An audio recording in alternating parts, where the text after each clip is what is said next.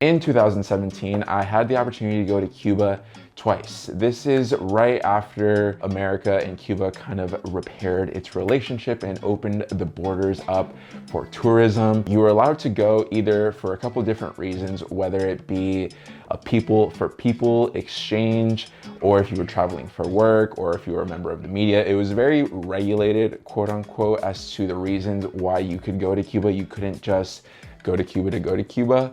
So for legal reasons, I went twice. I went the first time with a group of friends on a people-to-people exchange. The second time that I went to Havana, I went with my friend Michelle Hanabus. She owns a clothing company called We Are Uprisers, and in 2017, before We Are Uprisers existed, she had a different clothing company, and she decided that she wanted to shoot a campaign for her clothing line in Cuba, because when Cuba opens up, you go to Cuba. Before we get into all the details of how this was shot and the actual trip, I want to show you the video that came from this trip. So here it is.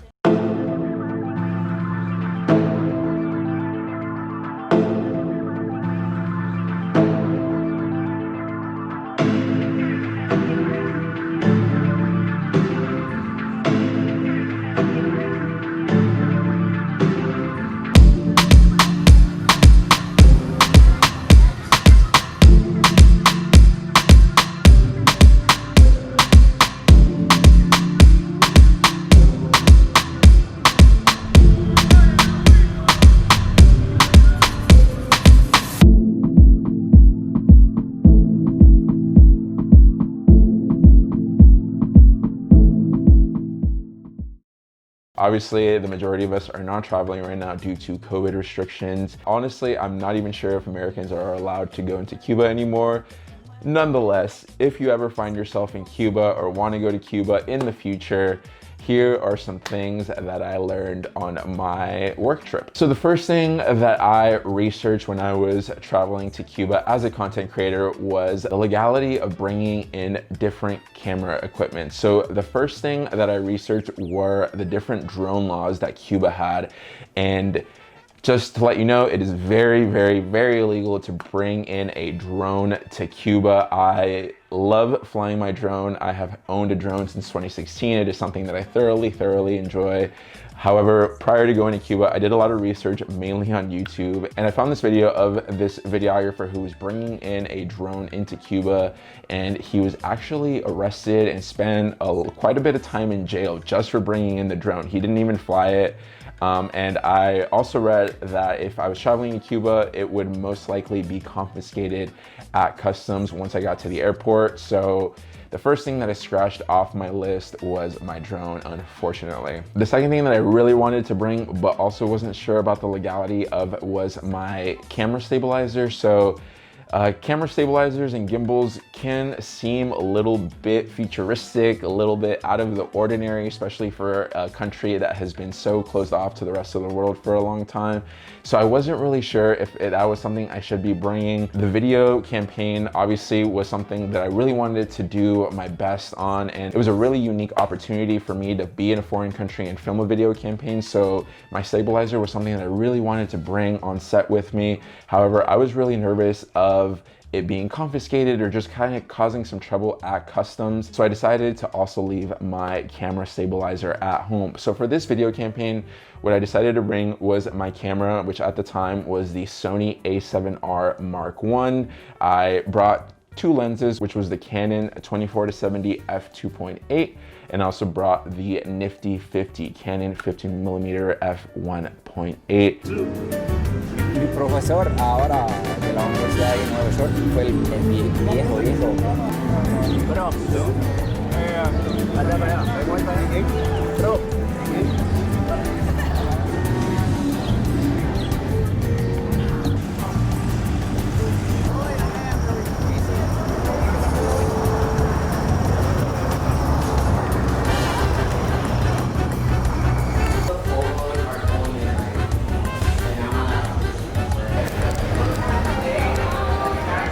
Like I've mentioned before, I got my start in the fashion industry. Michelle was the first person in fashion who gave me an opportunity, who hired me, who paid me. And honestly, this opportunity was really great. Like, how many people after less than a year buying their first camera or shooting a campaign, even if it's for a small clothing company, in Cuba. So I was really, really blessed and fortunate for the opportunity. I was a videographer. There was also a photographer that was hired. There were 2 models. There was a makeup artist, there was a stylist, and then there was Michelle. So in total, I think there was about 7 or 8 of us. So it was a really small trip. We all shared a very cramped Airbnb in Havana, but honestly, it was like a really, really great experience. With the shoot, we wanted to showcase some of the iconic parts of Havana and its culture. One of the first things that we wanted to shoot with were those classic cars that they had back in like the 60s, 70s. Havana is littered with them, and it was awesome just to see those classic cars driving around the city and just people really still using them to this day. At the time was 2017. So that was a really cool experience. And then we also kind of dove deeper into the neighborhoods and kind of just walked around and wanted to, you know, showcase and bring light to the different parts of Havana culture. Going into the shoot, I was really nervous. I had just bought my first camera ever about 9 months before in 2016. I wasn't the most seasoned person, and at this point I hadn't gone full-time freelance. I was just a kid with a camera who wanted to make cool fashion videos. Like I mentioned, I wasn't gonna have my camera gimbal, I wasn't gonna have my drones. That made me even more nervous about the situation. However, I just kind of brought all the creativity that I could to this shoot with what I had and made it work somehow.